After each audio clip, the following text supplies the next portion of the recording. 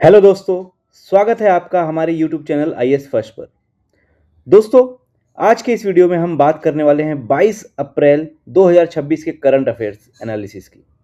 तो चलिए शुरू करते हैं। आज का पहला न्यूज़ है deployment of Pragya AI system. Pragya AI प्रणाली की तैनाती।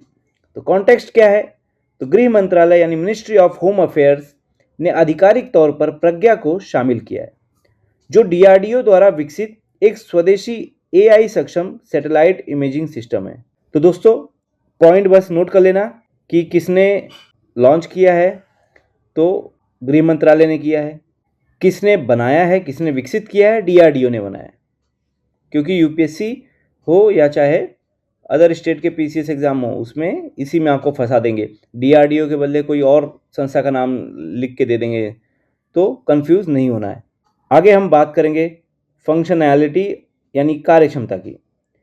यह संवेदनशील सीमावर्ती क्षेत्रों की वास्तविक समय यानी रियल टाइम में निगरानी प्रदान करता है और उन्नत पैटर्न पहचान का उपयोग करके संदिग्ध गतिविधियों की पहचान करता है। यानी यह राष्ट्रीय सुरक्षा और आंतरिक सुरक्षा दोनों में महत्वपूर्ण हो सकता है। और दोस्तों, इसको आप इस पॉइंट से जरूर जोड़ के देखिए। देश की राष्ट्रीय सुरक्षा या आंतरिक सुरक्षा में AI की भूमिका, ये आपको एस्से में भी काम आएगा और ये आपको आंसर राइटिंग में भी काम आएगा, क्योंकि यह GS पेपर 3 में इम्पॉर्टेंट हो सकता है। तो ये इसका महत्व यही है। सीमा प्रबंधन यानी बॉर्डर मैनेजमेंट में तो वास्तविक नियंत्रण रेखा यानी LAC और LOC जैसे कठिन क्षेत्रों में निगरानी को बढ़ावा देता है। साथ ही साथ यह सेल्फ रिलायंस यानी आत्मनिर्भरता भी देता है, क्योंकि ये स्वदेशी रूप से विकसित है। तो रक्षा तकनीक में आत्मनिर्भर भारत की दिशा में यह एक बड़ा कदम है, जिससे विदेशी उपग्रह डेटा पर हमारी निर्भरता कम होगी। तो दोस्तों, इम्पॉर्टेंट है, नोट कर लेना।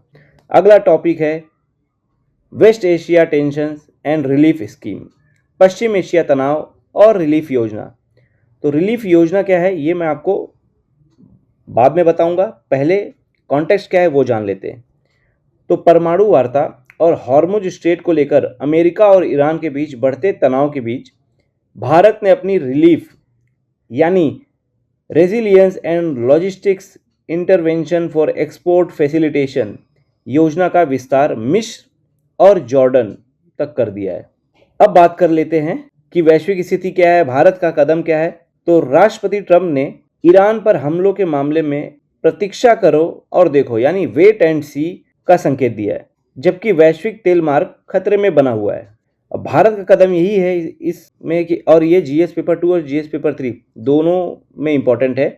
तो मिस्र और जॉर्डन को रिलीफ सूची में जोड़कर भारत का लक्ष्य फारस की खाड़ी में संभावित व्यवधानों से बचने के लिए अपने निर्यात मार्गों और लॉजिस्टिक्स सहायता में विविधता लाना है। जैसा कि हम देख रहे हैं कि हॉर्मुज स्ट्रेट में जो व्यवधान खड़े हो गए हैं, जो रुकावटें आ रही हैं, जिससे वैश्विक तेल प्रवाह का लगभग 30% जो तेल प्रवाह होता है इस क्षेत्र से, उसमें बाधा उत्पन्न हुई। भारत का आपको याद रहे कि भारत का लगभग 60% जो ईंधन आता है वो इसी क्षेत्र से आता है, और हम देख रहे हैं कि इससे भारत की अर्थव्यवस्था को भी धक्का लग रहा है।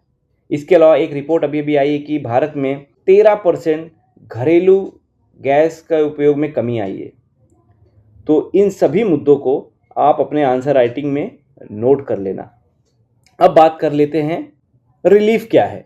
तो रिलीफ यह योजना मुख्य रूप से एक्सपोर्ट और लॉजिस्टिक्स को सुगम बनाने के लिए बनाई गई है। जब भी वैश्विक स्तर पर भू राजनीतिक तनाव, जैसे कि अभी वर्तमान में ईरान और अमेरिका के बीच में तनाव है, उसके कारण अगर कोई समुद्री मार्ग बाधित होता है, तो यह योजना भारतीय निर्यातकों को वैकल्पिक मार्ग और सहायता प्रदान करती है। अब इसकी विशेषता क्या है? तो इसकी विशेषता यह है कि यह वैकल्पिक मार्ग की खोज करता है। जैसे अभी फारस की खाड़ी में व्यवधान हो गए, तो फारस की खाड़ी से मतलब आ नहीं पा रहा है, तो भारत अब यहाँ पे जॉर्डन और मिस्र को क्यों जोड़ रहा है? तो अब यहाँ से ऐसा कर सकते हैं कि जॉर्डन होते हुए, मिस्र होते हुए रेड सी से हमारे जहाज आ जाएं। ये इसका कारण है। तो याद रखना, ये सीधे सीधे वैकल्पिक मार्ग की खोज करने के लिए, हमारे निर्यातकों को बढ़ावा देने के लिए, हमारे निर्यातकों को सुरक्षा प्रदान करने के लिए। अगला टॉपिक है India's forest carbon storage potential. Bharat की वन कार्बन भंडारण क्षमता। तो कॉन्टेक्स्ट क्या है पहले ये देख लेते हैं। तो एनवायरमेंटल रिसर्च क्लाइमेट में प्रकाशित एक नए अध्ययन से पता चलता है कि भारत के जंगल 2100, अभी क्या चल रहा है 2026, उसी तरीके से 2100 तक अपने कार्बन भंडारण को दुगना कर सकते हैं। A new study publish in environmental research climate suggest India's forest could double their carbon storage by 2100। अब इसमें जो फाइंडिंग्स क्या है वो उसकी बात कर लेते हैं। फाइंडिंग्स मतलब एक तरीके से निष्कर्ष क्या है। तो देखो, क्षमता अधिक है लेकिन क्षेत्रीय असमानताएं भी बनी हुई हैं। रीजनल डिस्पैरिटी रिमेन्स अभी भी है। इसके अलावा वर्षा का पैटर्न और तमिलनाडु के विरुद्धनगर जैसे जिलों में जंगल की आग की बढ़ती घटनाएं महत्वपूर्ण जोखिम पैदा करती हैं। अब इसमें पॉलिसी लिंक की बात करेंगे, नीतिगत जुड़ाव की बात करेंगे तो याद रखना है जीएस पेपर 3 के लिए इंपॉर्टेंट है। तो ये पेरिस समझौते के तहत भारत के राष्ट्रीय स्तर पर निर्धारित योगदान यानी एनडीसी, नेशनली डिटरमाइंड कॉन्ट्रीब्यूशंस के अनुरूप है, जिसमें कार्बन उत्सर्जन जो CO2 है उसके बराबर 2.5 से 3 बिलियन टन का अतिरिक्त कार्बन सिंक बनाना शामिल है। तो दोस्तों, अभी हाल ही में जो पंचामृत हमारा जो संकल्प है उसमें भी 5 घोषणाएं की गई थी, 5 लक्ष्य निर्धारित किए गए थे। वो क्या है आप कमेंट बॉक्स में कमेंट करके जरूर बताना। अगला न्यूज़ है SBI से रिलेटेड। तो SBI 25% of GDP road map. SBI का GDP का 25% का रोड मैप। तो कॉन्टेक्स्ट क्या है। तो भारतीय स्टेट बैंक यानी SBI ने 2030 तक अपनी बैलेंस शीट को भारत की GDP के 25% तक बढ़ाने के लक्ष्य की घोषणा की है।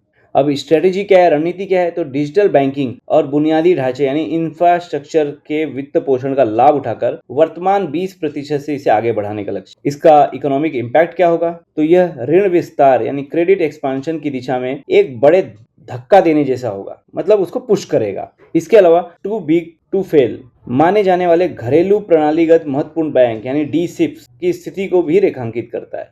दोस्तों, अगर यूपीएससी के हिसाब से अगर इसको जोड़ के देखना है तो इसमें आप बेसल 3 मानक और DSIPs क्या है इन सब को पढ़ लेना। कहाँ से पढ़ोगे ये सभी आपको इकोनॉमी की बुक से मिल जाएंगे। जैसे मैं रमेश सिंह से पढ़ता हूँ, आप लोग उसमें जाके देख सकते हो। तो दोस्तों, आज का वीडियो यहीं समाप्त होता है। अगर आपको वीडियो पसंद आया तो वीडियो को लाइक कर देना, चैनल को सब्सक्राइब करना बिल्कुल मत भूलना। मिलते हैं आपको नेक्स्ट वीडियो में, तब तक के लिए बाय बाय, टेक केयर, जय हिंद, जय भारत।